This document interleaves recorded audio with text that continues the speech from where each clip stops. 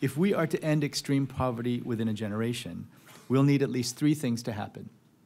First, the high growth rate in the developing world over the past 15 years must accelerate. Second, growth has to translate into poverty reduction and job creation, and it must be inclusive and curb inequality.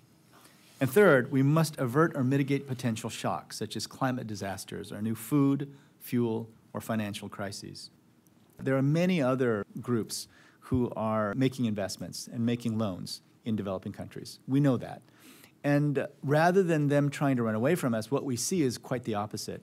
They're coming to us and asking to work with us, asking to do parallel investments, because they know that if we're involved, we're going to pay attention to things like whether people are being displaced, whether women are involved in projects, what kind of environmental impact these projects might have.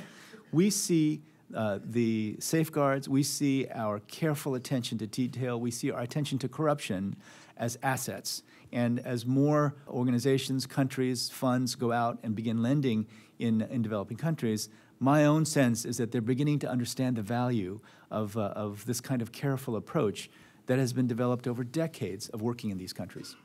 The World Bank very specifically, especially through IDA, our Fund for the Poorest Countries, is committed to staying the course, to remain committed to the Arab Spring countries, to countries of the Great Lakes region, to the Sahel, everywhere where there is great fragility.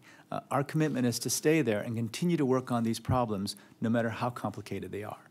Thank you very much.